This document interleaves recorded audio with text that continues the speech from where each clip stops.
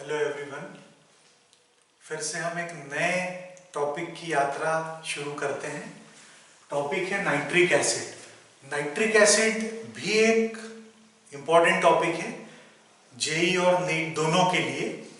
कई बार इससे related questions पूछे गए हैं और आपको लगता है कि काफ़ी सारी रिएक्शंस हैं, लेकिन एक बार समझने के बाद आपके लिए बिल्कुल आसान हो जाएगा टॉपिक। देखिए, नाइट्रिक एसिड जो है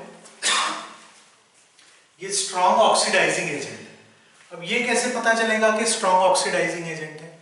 तो नाइट्रिक एसिड में नाइट्रोजन का जो ऑक्सीडेशन नंबर है वो क्या है? +5 है।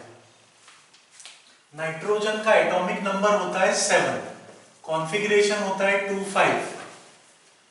अब नाइट्रोजन इस कंपाउंड में +5 स्टेट में है, मतलब नाइट्रोजन अपने सारे वैलेंस इलेक्ट्रॉन लूज कर चुका है। ये अपनी मैक्सिमम ऑक्सीडेशन स्टेट में, उससे ज्यादा वो लूज कर सकता है क्या? पॉसिबल ही नहीं। तो ये गेन तो कर सकता है। गेन ऑफ इलेक्ट्रॉन को हम क्या बोलते हैं? रिडक्शन।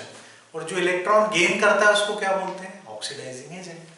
तो नाइट्रिक एसिड एक स्ट्रॉन्ग ऑक्सीडाइजिंग एजेंट है।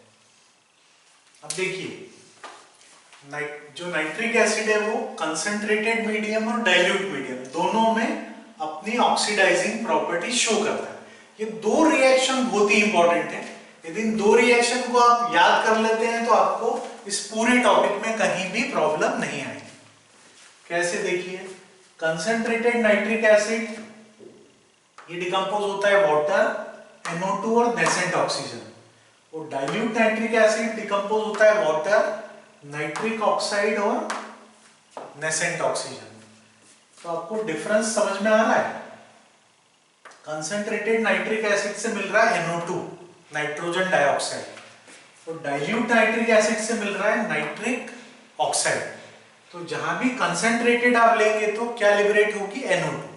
और डाइल्यूट नाइट्रिक एसिड लेंगे तो क्या लिबरेट होगी? नाइट्रिक ऑक्साइड है। इन दोनों, इसमें नाइट्रोजन तो +5 स्टेट में है। जब NO2 बनेगा तो नाइट्रोजन की ऑक्सीडेशन स्टेट क्या होगी? +4 होगी। तो +5 से ये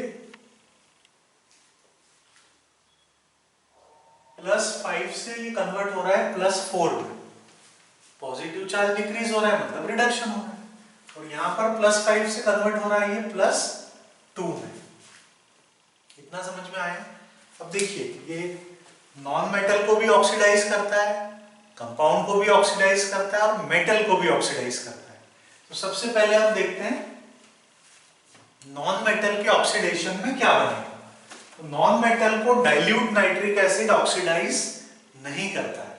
यदि आप डाइल्यूट नाइट्रिक एसिड लेंगे तो रिएक्शन नहीं होगी, लेकिन कंसंट्रेटेड नाइट्रिक एसिड लेंगे तो ये नॉन मेटल को या मेटेलॉइड्स को ऑक्सीडाइज करेगा उनके करस्पॉन्डिंग ऑक्सी एसिड्स में। ऑक्सी एसिड बोले या ऑक्सो एसिड बोले, बात ही की। तो देखिए, कार्बन ऑक्सीडाइज होता है कार्बोनिक एसिड। अब आप बोलेंगे कार्बोनिक एसिड तो कहीं दिख नहीं रहा है। तो एक्चुअली कार्बोनिक एसिड जो है वो हाईली अनस्टेबल है, वो तुरंत डिकम्पोज हो जाता है बनते से ही CO2 और वाटर। सल्फर ऑक्सीडाइज होगा सल्फ्यूरिक एसिड में, आयोडीन ऑक्सीडाइज होगा आयोडिक एसिड में, फास्फोरस ऑक्सीडाइज होगा फास्फोरिक एसिड में, आर्सेनिक ऑक्सीडाइज होगा आर्सेनिक एसिड में, एंटीमनी ऑक्सीडाइज होगा एंटीमोनिक एसिड में। और सभी में देखिए, अपन ने लिया है कंसंट्रेटेड नाइट्रिक एसिड, तो सभी में क्या लिबरेट हो रही है? NO2। समझ में आ रहा है? सभी में NO2 लिबरेट हो रही है। में आपको बताया H2S को ऑक्सीडाइज करता है सल्फर में, सल्फर डाइऑक्साइड ऑक्सीडाइज होती है सल्फ्यूरिक एसिड में, और फेरस सल्फेट का ऑक्सीडेशन होता है फेरिक सल्फेट। अब वही दो रिएक्शंस रहेंगी। कंसंट्रेटेड यदि नाइट्रिक एसिड लेते हैं तो क्या लिबरेट होगा? NO2।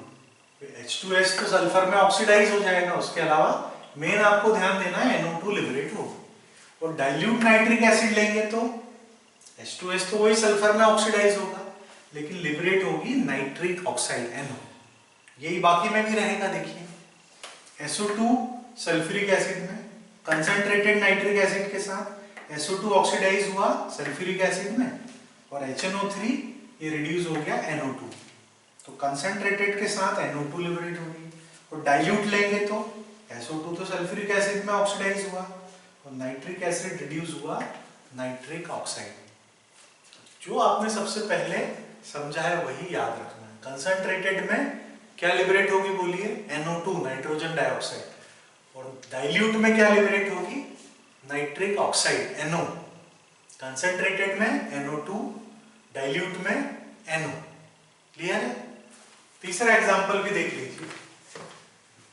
कंसंट्रेटेड के साथ फेरस सल्फेट तो फेरिक सल्फेट में ही ऑक्सीडाइज होगा, लेकिन नाइट्रिक एसिड किस में कन्वर्ट हो रहा है, NO2 में।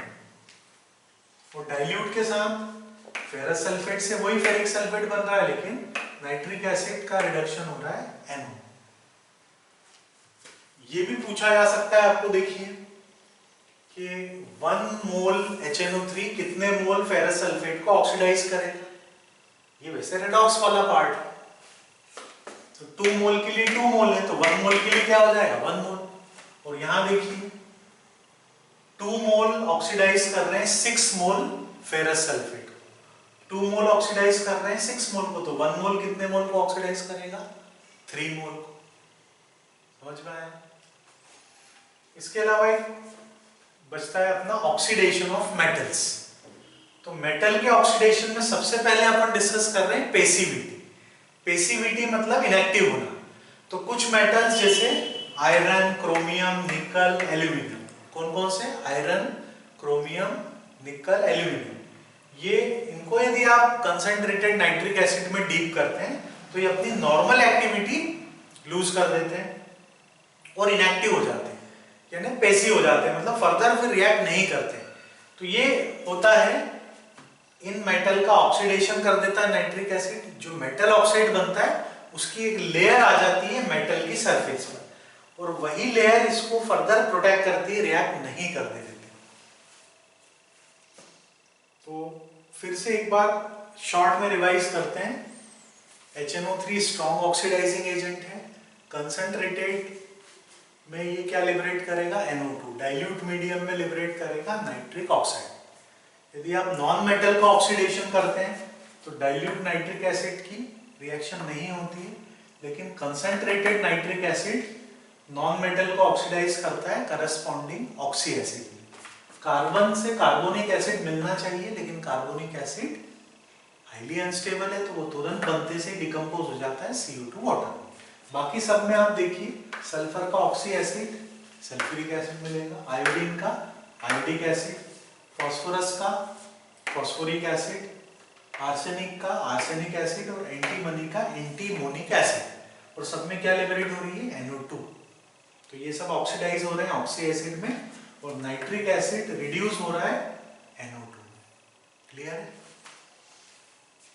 कंपाउंड के ऑक्सीडेशन में जैसे H2S किसमें ऑक्सीडाइज होगा, सल्फर। यदि आप ये कंसंट्रेट और डाइल्यूट दोनों से रिएक्ट करेंगे सारे कंपाउंड, तो कंसंट्रेटेड में क्या लिबरेट होगी, NO2।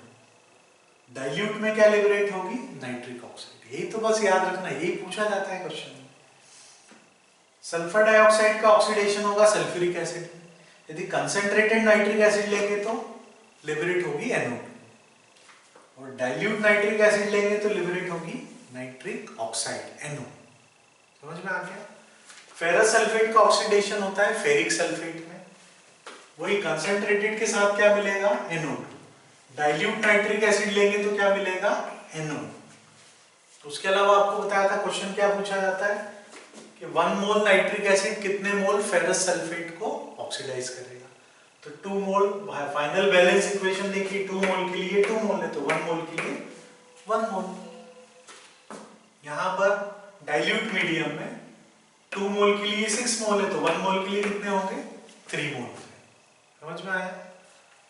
ऑक्सीडेशन ऑफ मेटल, इसमें हमने पेसिविटी डिस्कस किया है। पेसिव होना मतलब इनएक्टिव होना।